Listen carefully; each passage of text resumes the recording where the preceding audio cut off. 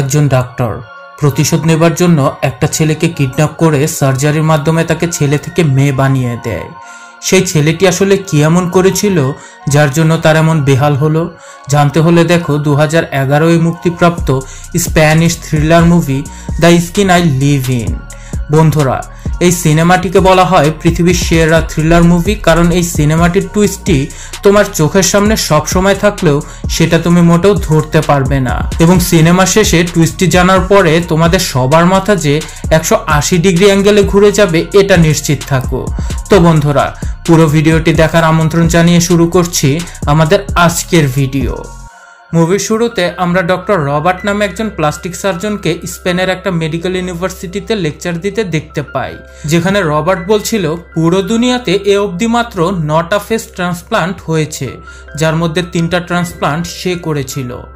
Lecture শেষে সে বাড়ি ফেরার পথে একটা হসপিটালের সামনে এসে দাঁড়ায়। তখন সে হসপিটালের একজন এমপ্লয়ি থেকে ব্লাড ভর্তি একটা ব্যাগ সংগ্রহ করে।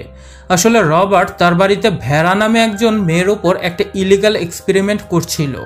এ সম্পর্কে বাহিরের কেউই জানতো না। রবার্ট তার বাড়ির একটি রুমে ভেড়াকে আটকে রেখেছিল। ভেড়া সবসময় ফুল বডি স্যুট পরে থাকতো। এই রুমে করার মতো ভেড়ার কিছুই ছিল না, তাই সে সময় কাটানোর জন্য ইয়োগা করত, বই পড়তো, আর তার কাপড় ছিঁড়ে ভয়ঙ্কর সব পুতুল বানাতো। এই রুমে একটা বোবা মহিলা তার জন্য খাবার নিয়ে আসতো। এছাড়া ভেড়ার যদি অন্য কোনো জিনিসের দরকার হতো তবে সে রুমে থাকা ভয়েস কমিউনিকেটরের মাধ্যমে রবার্টের মম মারিলিয়া থেকে চেয়ে নিত। রবার্ট বাসায় ফিরে আসার আগে তার সাথে নিয়ে আসা ব্লাড তার ল্যাবে একটা মেশিনে রেখে দিত। এরপর সে তার রুমে গিয়ে হিডেন ক্যামেরা দিয়ে ভেড়াকে দেখত। সবকিছু ঠিকঠাক মনে হলে সে ভেড়ার কাছে যেত, কিন্তু একদিন সন্ধ্যায় সে বাসায় ফিরে অবাক হয়ে যায়। আসলে ভেড়া জানতো ক্যামেরা কোথায় লাগানো, এজন্য সে ক্যামেরা থেকে আড়াল হয়ে অন্যদিকে মুখ করে বইয়ের পৃষ্ঠা দ্বারা নিজের শরীরের বিভিন্ন জায়গা ঘায়েল করে ফেলে। যখন রবার্ট তার কাছে আসে তখন সে দেখে ভেড়া তার পুরো শরীরকে ক্ষতবিক্ষত করে ফেলেছে। সে দ্রুত ভেড়াকে তার প্রাইভেট অপারেশন রুমে নিয়ে আসে এবং ভেড়ার ট্রিটমেন্ট করতে থাকে। তখন ভেড়া রবার্টকে বলে, তোমার খাঁচায় বন্দি থাকার চেয়ে মৃত্যু আমার জন্য অনেক ভালো। ডক্টর তার ট্রিটমেন্ট করতে গিয়ে ভাববে যদি সে সত্যিই মরতে চাইতো তবে তার আঘাত এমন জায়গায় থাকতো যেখানে আঘাত পেলে মানুষ দ্রুত মারা যায়। তো এরপর রবার্ট আর্টিফিশিয়াল স্কিন বানানোর এক্সপেরিমেন্ট করতে থাকে, যে এক্সপেরিমেন্ট সে মানুষের ও পশুর রক্ত মিলিয়ে করতে থাকে। সারপ্রাইজিংলি তার এই এক্সপেরিমেন্ট সফলও হয়ে যায়। এখন রবার্ট আর্টিফিশিয়াল স্কিনের একমাত্র ইনভেন্টর হয়ে যায়। এই স্কিনের সুবিধা হলো মশা কখনো স্কিনকে কামড়াতে পারবে না এবং এটা আগুনেও পুড়বে না। তো এখানে রবার্ট আর্টিফিশিয়াল স্কিনকে ভেড়ার ন্যাচারাল স্কিনের সাথে রিপ্লেস করে তাকে বলে এখন থেকে সে তার স্কিনে কখনো আঘাত পাবে না এবং কখনো তার স্কিনে মশাও কামড়াবে না। তবে ভেড়ার এই স্কিনে খুব অস্বস্তি লাগে। কিছুদিন পরে রবার্ট এই আর্টিফিশিয়াল স্কিনকে অফিসিয়ালি ভাবে চিকিৎসা বিজ্ঞানীদের কাছে প্রেজেন্ট করে। সেখানে সে সবাইকে বলে তার এই এক্সপেরিমেন্ট সে জানোয়ারের উপর করে সাকসেসফুল হয়েছে, কিন্তু আসলে সে এই এক্সপেরিমেন্ট ভেড়ার উপরে করেছিল। রবার্ট তার এই এক্সপেরিমেন্টের নাম তার স্ত্রীর নাম মানে সিন্ড্রেলা রাখে, যে একটা কার অ্যাক্সিডেন্টে মারা গিয়েছিল। তার লেকচার শেষ হবার পর সায়েন্স কমিটির প্রেসিডেন্ট তাকে আলাদাভাবে জিজ্ঞেস করে তুমি এই আর্টিফিশিয়াল স্কিন এত হার্ড করে কিভাবে বানিয়েছো? রবার্ট তখন মিথ্যা বলতে পারে না। প্রেসিডেন্টকে রবার্ট জানায় সে এই স্কিন তৈরি করেছে ফায়ার সার্ভিসে কাজ করা ফায়ার ফাইটারদের জন্য, যেন এই স্কিন আগুনে পুড়ে না যায়। রবার্ট মানুষ আর পশু পাখির রক্ত মিলিয়ে এই বিশেষ ধরনের স্কিন তার প্রাইভেট ল্যাবরেটরিতে তৈরি করেছিল এবং রবার্ট তার এই এক্সপেরিমেন্ট একজন মানুষের উপরেও করেছে। এসব কিছু শুনে সায়েন্স কমিটির প্রেসিডেন্ট কিছুটা বিরক্ত হয়, কারণ রবার্ট সায়েন্স কমিটির থেকে অনুমতি না নিয়ে এই এক্সপেরিমেন্টটি একজন মানুষের উপর চালিয়েছিল, যেটা কিনা ছিল ইলিগাল। প্রেসিডেন্ট রবার্টের এক্সপেরিমেন্ট বাতিল করে দেয় এবং ভবিষ্যতে অনুমতি ছাড়া এমন কাজ করতে তাকে নিষেধ করে দেয়। এতে রবার্টের খুব মন খারাপ হয় এবং সে তার বাড়িতে ফিরে আসে। তারপর সে ভেড়াকে স্কিনে কিছুক্ষণ দেখবার পরে সে তার সাথে দেখা করে। তখন সে ভেড়াকে বলে তোমার কাজ এখন পুরোপুরি শেষ হয়েছে, এখন তুমি একদম গুড ফিট। এটা শুনে ভেড়া রবার্টকে থ্যাঙ্কস বলে এবং মনে মনে ভাবে এখন থেকে তাহলে সে আবারও স্বাভাবিক জীবনে ফিরে আসতে পারবে। সে রবার্টের সাথে ইন্টিমেট হতে চায় যাতে রবার্ট তাকে এই বন্দি জীবন থেকে মুক্তি দেয়, কিন্তু রবার্ট আনকমফোর্টেবল ফিল করে সেখান থেকে চলে যায়। পরদিন ম্যারিলিয়া রবার্টকে ভেড়া সম্পর্কে বলে যে ভেড়া খুবই বিপজ্জনক, তাই তাকে মেরে ফেলা উচিত। কিন্তু রবার্ট তার কথা ইগনোর করে বলে বাসার সমস্ত কাজের লোকদের বের করে দাও, কারণ এখন থেকে তার এত বেশি লোকের কোনো প্রয়োজন নেই। রবার্টের বাড়ি থেকে সমস্ত কাজের লোক চলে যাওয়ার পরে টাইগারের কস্টিউম পরা একজন লোক এসে দরজায় নক করে। এই টাইগার ম্যারেলিয়ার ছেলে, যার নাম জেকা। জেকা তার জন্মদাগ ক্যামেরায় দেখিয়ে নিজের পরিচয় দেয়। তখন ম্যারেলিয়া বাহিরে এসে তাকে রুমের ভেতরে যেতে মানা করে, কারণ এই বাসায় ভিজিটরদের আসতে মানা ছিল। জেকা জোর করে এই বাসায় ঢুকে পড়ে। ম্যারেলিয়া জেকাকে কিচেনে নিয়ে আসে, সেখানে সে তাকে কিছু খেতেও দেয়। সেই সময় টিভিতে এক জুয়েলারি শপে ডাকাতির নিউজ দেখাচ্ছিল। নিউজ দেখে ম্যারেলিয়া বুঝে যায় জেকা এখানে তার সাথে দেখা করতে নয়, বরং পুলিশের থেকে লুকাতে এখানে এসেছে। তখন জেকা ম্যারেলিয়াকে বলে, আমি চাই রবার্ট আমার চেহারার সার্জারি করে চেহারা বদলে ফেলুক, যাতে কেউ আমাকে চিনতে না পারে। তখন ম্যারেলিয়া তাকে বলে রবার্ট কখনোই এসব কিছু করবে না এবং দ্রুত তাকে এই বাসা থেকে চলে যেতে বলে। তো তারপর জেকা কিচেনে বিয়ার খুঁজতে থাকে। তখন আচানক তার নজর সিসিটিভির উপরে পড়ে। তখন সে ভেড়াকে ইয়োগা করতে দেখে। ভেড়ার চেহারা দেখে সে তাকে চিনে ফেলে আর ভাবতে থাকে সে এখানে কিভাবে এলো, সে তো মারা গিয়েছে। তখন ম্যারেলিয়া কিচেনে লুকিয়ে থাকা গান বের করে জেকাকে সেখান থেকে চলে যেতে বলে। তখন জেকা ম্যারেলিয়া থেকে গান কেড়ে নিয়ে তাকে একটা চেয়ারের সাথে বেঁধে রেখে উপরে ভেড়ার রুমে যেতে থাকে। কিন্তু ভেড়ার রুমের ডোর লক দেখে সে আবার তার মায়ের কাছে আসে এবং তাকে ধমকিয়ে চাবি নিয়ে যায়। এরপর জেকা সেই রুমের ডোর খুললে ভেড়া তখন সেলফ ডিফেন্স করতে জেকাকে কিক মেরে দেয়। ভেড়া নিজেকে বাঁচাতে খুব চেষ্টা করতে থাকে, কিন্তু টাইগার বেশি শক্তিশালী ছিল, তাই সে ভেড়াকে তুলে বেডে নিয়ে আসে। এখানে সে ভেড়ার সাথে জোর জবরদস্তি করতে থাকে। এমন সময় রবার্ট বাড়িতে ফেরে। তখন সে সিকিউরিটি ক্যামেরায় সবকিছু দেখে ফেলে। রবার্ট তার গান বের করে সেই রুমে এসে জেকাকে শুট করে মেরে ফেলে। এসব কিছু দেখে ম্যারেলিয়া বলে ওঠে, যদি তুমি ভেড়াকেও মেরে ফেলতে তবে খুব ভালো হতো। রবার্ট জেকার বডিকে গুম করবার জন্য সেখান থেকে নিয়ে যায়। তখন ম্যারেলিয়া ভেড়াকে রবার্ট ও জেকার সম্পর্কে বলে। সে বলে তারা দুজন নাজায়েজ ভাই ছিল। সে ভেড়াকে বলে জেকার বাবা একজন চাকর ছিল। জেকা যখন তার পেটে ছিল তখন সেই চাকর তাকে ফেলে রেখে চলে যায়। অপরদিকে রবার্টের বাবা ছিল ম্যারেলিয়ার পুরাতন মালিক, যে রবার্টের জন্মের পর তাকে নিয়ে তার বন্ধা স্ত্রীর হাতে তুলে দেয় আর সবাইকে বলে তার স্ত্রী এই সন্তানটাকে জন্ম দিয়েছে। তখন ভেড়া ম্যারেলিয়াকে জিজ্ঞেস করে জেকার এমন কেন মনে হলো যে সে আমাকে আগে থেকেই চিনত। তখন ম্যারেলিয়া ভেড়াকে বলে, তুমি রবার্টের স্ত্রী সিন্ড্রেলার মতো দেখতে। এখানে ম্যারেলিয়া ভেড়াকে আরো বলে জেকা ছোটবেলা থেকে একাই বড় হয়েছে। রবার্টের লালন পালনের জন্য আমি জেকাকে আমার কাছে রাখতে পারিনি, এজন্য সে খারাপ পথে চলে গিয়েছিল। একদিন সে পুলিশের ধাওয়া খেয়ে আমার কাছে আসে। তখন সিন্ড্রেলা তাকে দেখে ফেলে আর প্রথম দেখাতেই তাদের দুজনের মধ্যে প্রেম হয়ে যায়। আর কিছুদিন পর তারা দুজন বাড়ি থেকে পালিয়ে যায়। তখন রোডে তাদের কার অ্যাক্সিডেন্ট হয়। সেই অ্যাক্সিডেন্টে জেকা বেঁচে যায়, কিন্তু সিন্ড্রেলার চেহারা পুরোপুরি ঝলসে যায়। তখন রবার্ট সেই অবস্থায় সিন্ড্রেলাকে বাড়িতে নিয়ে আসে। রবার্ট বাড়ির সমস্ত আয়না লুকিয়ে ফেলে যাতে সিন্ড্রেলা তার ঝলসে যাওয়া মুখটা কখনো দেখতে না পায়। একদিন সিন্ড্রেলার মেয়ে বাহিরে বসে গান গাচ্ছিল। সিন্ড্রেলা তার মেয়েকে দেখার জন্য জানালার কাছে যেতে থাকে।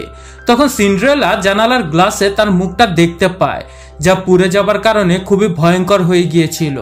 সে তার এমন ভয়ঙ্কর চেহারা দেখে সহ্য করতে পারে না। তখন সে জানালা দিয়ে লাফিয়ে পড়ে হত্যা করে ফেলে।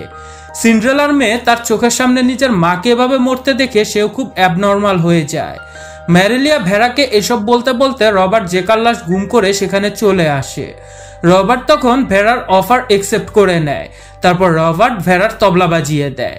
ঘুমের ঘরে রবার্ট স্বপ্নে দেখে, স্বপ্নে সে হৃদয় বিদারক সেই ঘটনাটা দেখে যেটা 6 বছর আগে বাস্তবে ঘটেছিল। 6 বছর আগে রবার্ট তার একমাত্র মেয়ে নর্মার সাথে একটি বিয়ের অনুষ্ঠানে ছিল, যাতে নর্মা তার স্বাভাবিক জীবনে ফিরে আসতে পারে। পার্টি বেশ জমে উঠেছিল। তখন রবার্ট লক্ষ্য করে নর্মা সেখানে নেই। নর্মাকে খুঁজতে খুঁজতে রবার্ট গার্ডেনে চলে আসে। গার্ডেনে আসলে সে একজনকে খুব দ্রুত বাইক নিয়ে সেখান থেকে চলে যেতে দেখে।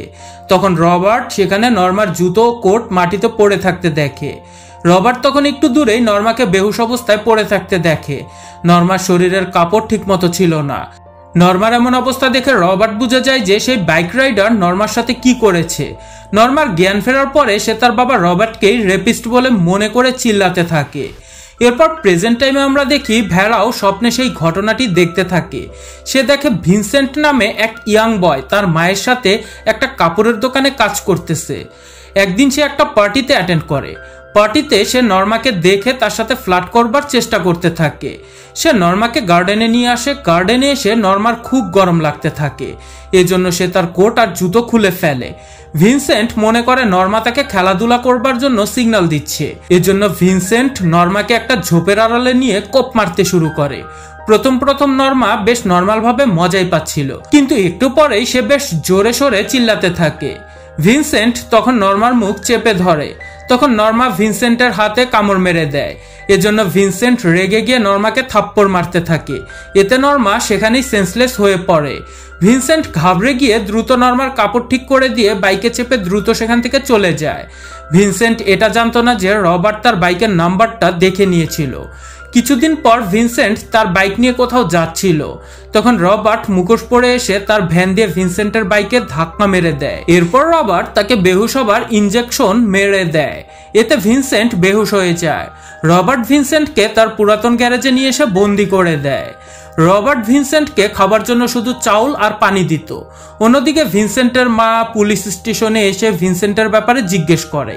পুলিশ তখন বলে, ভিনসেন্টের বাইক আমরা পাহাড়ি রাস্তায় দেখতে পাই, এতে আমাদের মনে হয় ভিনসেন্ট হয়তো পাহাড় থেকে পড়ে মারা গেছে। অপরদিকে রবার্ট তার মেয়ে নর্মার সাথে দেখা করতে মেন্টাল হসপিটালে আসে। নর্মা এখনো তাকে ভয় পাচ্ছিল, কারণ নর্মা মনে করত রবার্টই হয়তো তার সাথে জোর জবরদস্তি করেছিল। আচানক একদিন নর্মা তার মায়ের মতো সুইসাইড করে নেয়। নর্মার মৃত্যুর পর রবার্ট একজন সুস্থ স্বাভাবিক ডক্টর থেকে একজন সাইকো সায়েন্টিস্টে পরিণত হয়।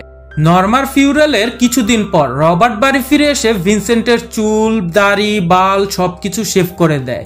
এরপর সে তাকে বেহুশ করে তার অপারেশন রুমে নিয়ে গিয়ে রবার্ট তার দুজন সহকারী ডক্টরকে সাথে নিয়ে ভিনসেন্টের জেন্ডার চেঞ্জ সার্জারি করে দেয়। রবার্ট তার সহকারী ডক্টরদেরকে কনভিন্স করবার জন্য নকল ডকুমেন্টস দেখিয়ে বলে, পেশেন্ট হসপিটালে এমন সার্জারি এজন্য করতে চায় না কারণ সে এই ব্যাপারটা গোপন রাখতে চায়। এতে ডক্টররা রবার্টের কথায় বিশ্বাস করে নেয়। কয়েক ঘন্টা পরে ভিনসেন্টের জ্ঞান ফিরলে সে তাকে একটা বন্ধ রুমে একাকী দেখতে পায়। তখন থেকেই সে রবার্টের বাড়িতে কয়েদির মতো জীবন ধারণ করতে থাকে। ভিনসেন্টের লিঙ্গ পরিবর্তন করে মেয়েদের মতো করে দেয়া হয়। তাকে তার নতুন প্রাইভেট পার্টেরও খেয়াল রাখতে হতো, যাতে সে খুব দ্রুত ঠিক হয়ে যায়।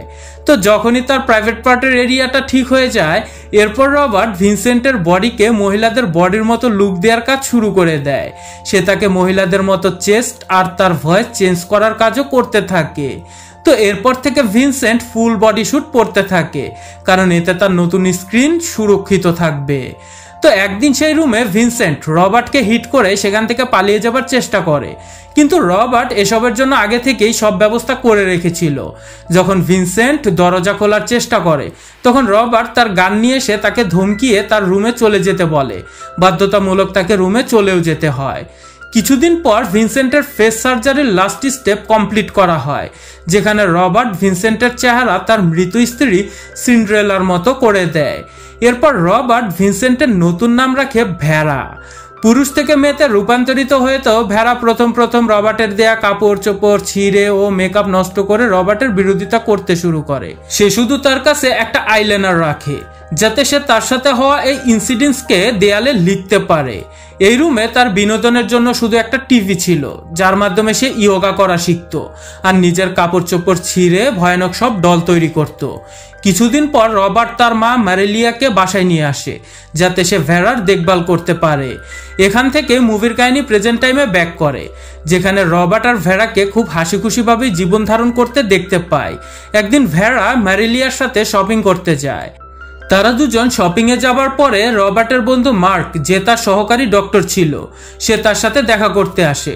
মার্ক তাকে আজকে নিউজ পেপার দেখিয়ে বলে যেখানে অনেক লোকদের সাথে ভিনসেন্টেরও গুম মানে হারিয়ে যাবার খবরটা ছাপা হয়েছিল। তো মার্ক যেহেতু অপারেশনের সময় ভিনসেন্টকে দেখেছিল, এজন্য সে ভেরাকে দেখেই চিনতে পারে।